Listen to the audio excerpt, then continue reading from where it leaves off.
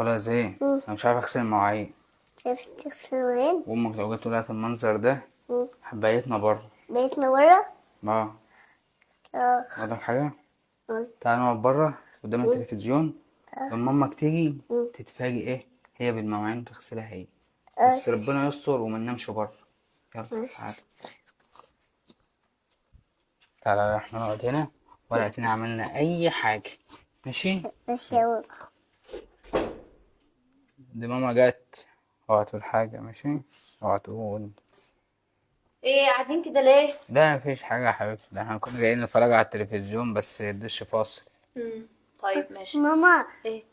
بابا عمل حاجة أكبر. اسكت بقى بابا عمل اسكت. حاجة في المطبخ؟ اسكت. عمل ايه؟ في ده ايه؟ ده مفيش حاجه يا حبيبتي مفيش. بابا عمل ايه زي؟ بوظ المواعين. بوظ مواعين؟ اسكت. مواعين ايه؟ لا يا حبيبتي مفيش حاجه. ده بس كنت بعمل لك الاكل، قلت اما اريحك النهارده عملت لك الاكل. اه كتر تمام. خيرك. امال ايه المواعين اللي بيقول عليها دي؟ مواعين مفيش مواعين يا حبيبتي. مفيش. ده انا اعمل اخش اشوف ده بنفسي. اعمل لك الاكل انا بس. اخش اشوف بنفسي واتاكد اشوف انتوا بوظتوا ايه ولا هرتلتوا ايه ولا عملتوا ايه. لا يا حبيبتي مفيش حاجه خالص. انا هشوف لا انا هشوف. عشان اقول لك اسكت لازم تقول لها. ده انت عيل. يا عبدو، يا عبدو. ايوه يا حبيبتي. بصي قبل ما تقولي اي حاجه والله والمصحف انا كنت عم صح. صح. والمصحف من غير ما تقولي اي حاجه. بص يا حبيبي، بس صاحبي. بس حاضر. ولا هي ماما من الصدمه صوت. مشت. اه. امال في ايه مالها؟ ولا. شكلها مش هتزعق لنا تاني. ايه يا حبيبي في ايه؟ ايه يا جميل ده مفكر ايه؟ ان هعمل حوار يعني وزعيق علشان شويه مواعين ولا اي حاجه؟ وسخوا وملكوش دعوه.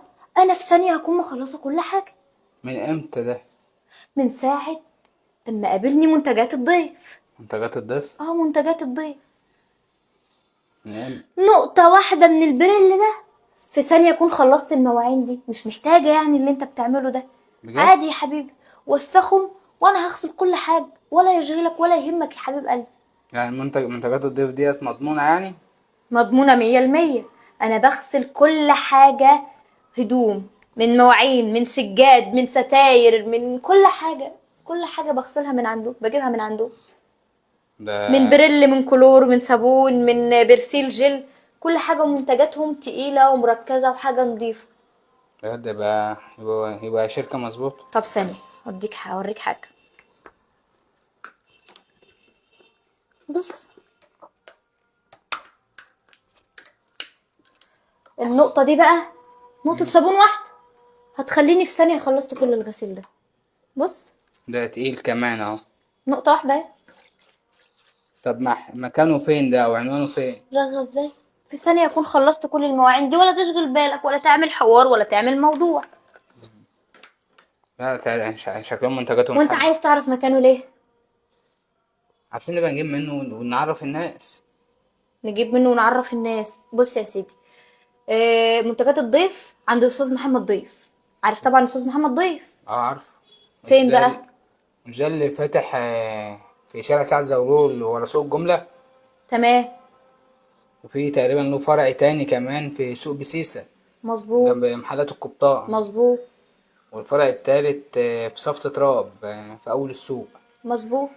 هما دمت الثلاث فروع بتاع منتجات الضيف بتاع الاستاذ محمد ضيف. بجد؟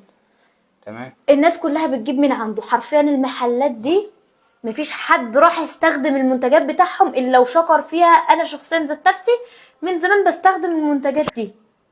تمام. كويس. كل حاجه من عندهم نظيفه وجوده اعلى جوده واسعار تحفه.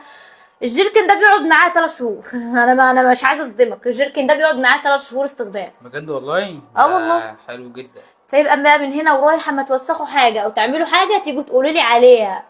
تمام. طب يلا اطلعوا بقى عشان اخلص المواعين. ماشي حلو.